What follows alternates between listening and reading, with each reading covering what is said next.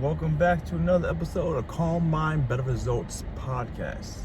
It is your boy Make-A-Wish here, about to bring you something mind stimulating. So, how do you define yourself? How do you see yourself? When you look in the mirror, the person you see, are they strong? Are they weak? Are they dumb? Are they really intelligent? Do they have room to grow? Do you see yourself as a painter? Do you see yourself as an artist? Do you not see yourself as a painter? Do you not see yourself as a basketball player? Do you not see yourself as something or someone that can be great? I bring up these things because these are the thoughts that run through our mind regularly. And they have drastically great improving abilities for ourselves or extremely drastic negative results. They affect everything we do.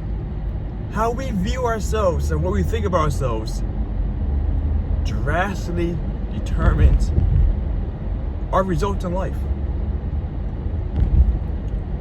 That's one thing a lot of people do not understand, do not think about this whatsoever. When you think about yourself, you're right. If you think you're dumb, you're dumb. If you think you're not dumb, you're not dumb. It's really this part here is really a mindset thing. You are whatever you think you are. Either way, you're right. And the reason I'm bringing this up is because a lot of people let these kind of thoughts lead themselves into very negative, self-defeating possibilities. This kind of stuff weighs heavily on your self-confidence, on your self-esteem. And the way you think about yourself determines how great you are, how great you can be. You're going to slow yourself down, prevent yourself from doing things because of the fact that you think the negative way you think about yourself. If you feel you are so confident that you can walk up to any person on the street and ask them for money,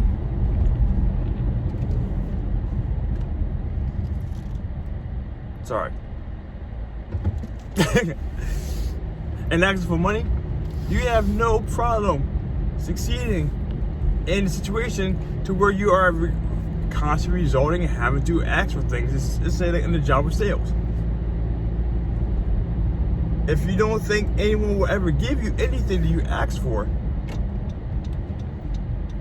you will constantly have a negative self-confidence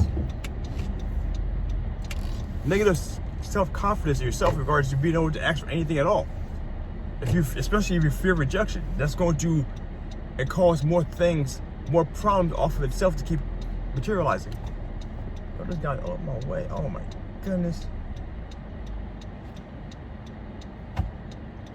Gotta give him fingers, the deuces, you know. But that's how our minds work. I don't want to get too heavily into this thing called adressed because it's actually I'm gonna make a whole episode about that later. But whatever it is that we look for, we will find. Our minds go and track that down. They make things happen. Like you heard whatever, what's the thing called? Was that term? Whatever you believe it will achieve, or whatever you're looking for, whatever you think is going to materialize, you will it into action. Okay, that's some Star Wars shit, I guess. Maybe, I'm not sure. I literally can't remember that term, that phrase.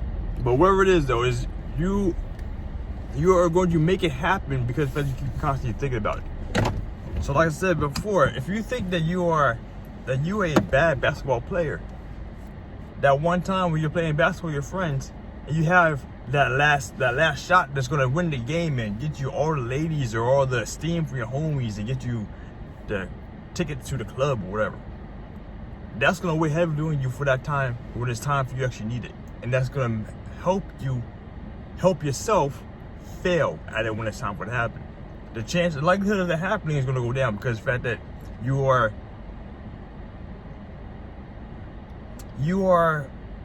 wishing bad upon yourself unintentionally, by thinking you can't do this or you can't do that, or or have these problems doing these kind of things. It weighs onto it. It's a how do I want to describe this as? I'm not sure. But right now though,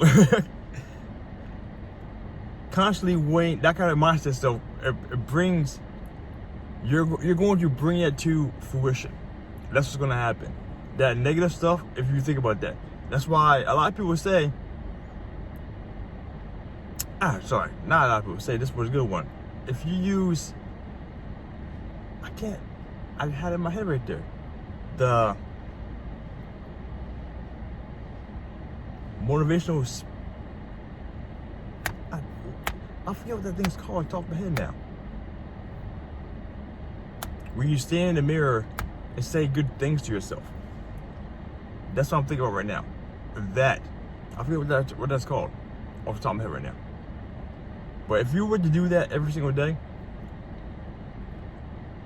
the sad thing about that is it sounds stupid as shit when you hear it out loud and you're not someone who does this stuff.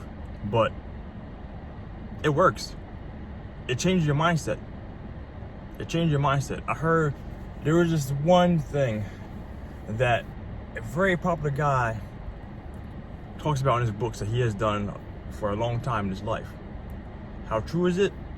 I don't want to say like 92% true. I'm pretty sure I could believe it. But what he did every day was he took a notepad and a piece of paper, a notepad and a pencil, or a pen preferably, so actually it's more permanent. Write down your goals that you plan on achieving in the next 2, 3, 4, 5 months, year, whatever it is.